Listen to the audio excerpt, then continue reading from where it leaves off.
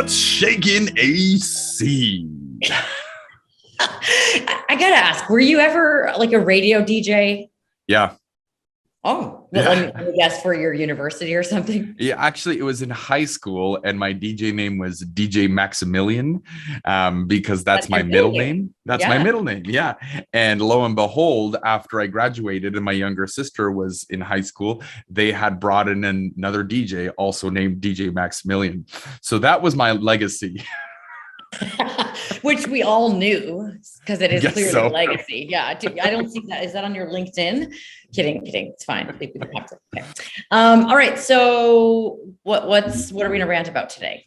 Well, listen, I think there's been a lot of chatter in the franchise world about training lately, because it's so important as franchisors are growing and they're bringing on new franchisees.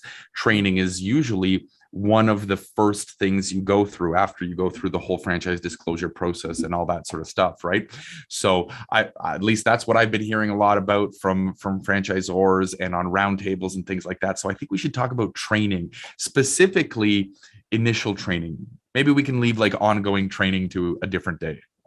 Sounds good. Yeah. I mean, having had that roundtable recently on that topic, we could actually do we could share some of the key takeaways that we got, that we people talking. Like you can sort of tell when something's a key takeaway because people kind of start getting more engaged at that point. And sometimes right in the middle, they'll say, oh, we just got a key takeaway. So that sounds good. So, and I think one of the reasons that this has been a relevant topic lately is because when everybody had to do virtual training, they had to, like, some businesses were like, we have to do it this way for whatever reason. Their cities were locked down, or their country in our case. So people were doing virtual, and then they were assessing whether or not, hey, like, okay, so do we need to go back to in-person training? And what I would say, just starting it off, is that there's a very almost unanimous voice of saying that there's nothing like in-person training, like, because it's part of the relationship building, which is such a key part of the franchise, just franchising. So I Yeah. think, yeah, And go ahead. it goes beyond in-person training, like in-person interviews, in-person meetings, in-person events. Like, that's so critical. And there's this huge movement right now amongst just the population as to whether they want to stay working at home virtually or go in person. I think I saw somewhere online that Elon Musk is saying, all right, everyone's coming back to the office, and people are like, no, I don't want to do that. I know some people really don't want it. Anyway, that's a bit of a different topic. Let's so in terms of training, that we got into, so with what most franchisors are doing is a combination, and trying to get back to some in person. If a lot of businesses are doing there's some courses like learning management system in advance that the franchisee is doing, so they come in ready. Sometimes there's even some live Zoom calls in advance, especially if there's a group or even one-on-one, to get the franchisee the initial training kicked off. But then we kind of focused in on then in person, like, what does that look like? I would say that there was a real range, but most people was around like 4 days to like 2 weeks sort of in person. And one of the key takeaways that I got from that, it's not really a key takeaway, it's pretty obvious, is that retention can be really low. Like, it can be, I'm just waving at somebody that walked by.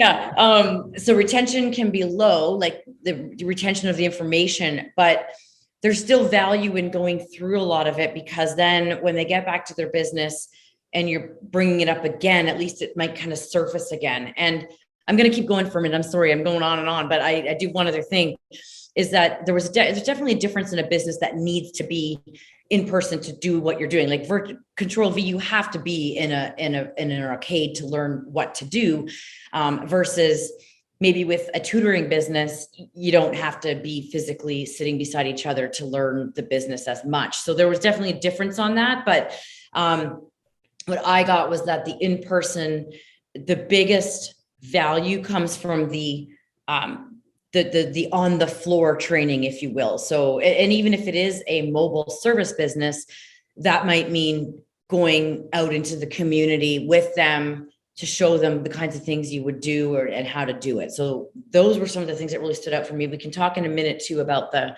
manager training, but of all that, what stood out for you?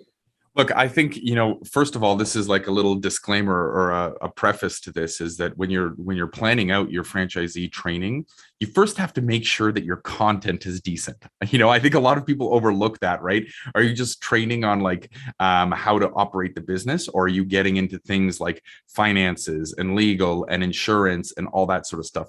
So, and sorry, I have to throw this in because this was another key takeaway that I heard from our field coach roundtable on this topic. Are you teaching them how to grow the business? It's one thing to operate. It's one thing to do the back end of the business, but the really important thing is teaching them to have a biz dev mindset and be ready to go out into the community and do the things they need to do as a franchisee to get people in the door. So just want to add that in, but okay. So the content you were saying is important. It's not just how to operate in the business, but to operate the business. That's right. Yeah. And it was just a brief sort of digression here, disclaimer. First, make sure that your content is decent. You might think it is, but get somebody to review it, because before you start planning in person or virtual, just make sure you're teaching them the right stuff. So under the premise that you do have a very robust and designed training system, I think it's number one, very important to do as many things in person as possible, including the training, because not only is it hands-on, but it also invokes even more passion in the franchisee. Like, I'm here, I'm doing it. My hands, if you've ever taken like an online exam, you just read the book, answer the questions. You're not supposed to, but you do anyways. And and then you forget everything, right? But when you're in there doing it, even if you're not a person that learns through plasticity, you're still invoking various emotions. But that being said, there's always this problem with retention, and I think it'll always exist, right? So a lot of the key takeaways that I had, which is also sometimes things we deploy at Control V, is there's a bunch of content that we send ahead of time, then we review it during the training. Then prior to grand opening, there's one-on-one business coaching where we still go through that content. There's an LMS system that has all of that embedded there. There's constant pings and reminders. And then some of this stuff, like operating the POS system, they may forget that by the time they open. So it requires another in-person training at either our location or theirs to go through that once more. Mm-hmm. I just had a flashback. My dad would always say, like, train, and train some more. Like, just when you think same with communication, communicate, and then say it again, So yeah, you can't go wrong. I think the biggest mistake people make is that they think that, okay, they're trained now, they're good. Like, no, like that's just the initial training, and you will be continuously training and coaching and all those things to foster franchisee success. One other thing I wanted to just bring up is the manager training, because that was a bit of a meaty conversation.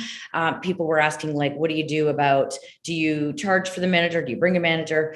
I'll tell you what I heard, and then you can add on to that. That most people, there's so much value in the manager having been trained by the franchisor that why would you discourage that? So as a franchisor, they don't charge more because they don't want any roadblocks to getting people trained, as long as it's at the same time as the franchisee. So it's not taking more resources. If it's going to be later, that's a different story. But kind of like anybody that's going to have different skills than you too, that might come in and they're going to do something that's going to be taught in the initial training that might be worth bringing them into the mix. So yeah, that's what I'm totally on board with that. We do that too. We initial trainings for 2 people. If you want a third person, we can make it work, or we'll charge or whatever. But if you want additional training on a different day, that consumes resources. So we do have to charge for that. But bring in the manager. I mean, there's something to be said about the intellectual property between operating an arcade and the franchise system behind it, which is probably a whole other rant. But why not? Why not have it come from the horse's mouth? Are you the horse? Nay. Okay, but if you are bringing the manager, it was definitely clear you need a non-compete, because that is more risky than the franchisee, because the franchisee's already signed all that. But that was another key takeaway. Just make sure that your manager, that you're getting not your manager, their manager, to sign a non-compete. So that's right. I feel like we're running out of time, but we can keep going. Okay, let's talk fast. Okay, you ready? We're going to count down. Yeah. 3, 2, 1, and go be awesome.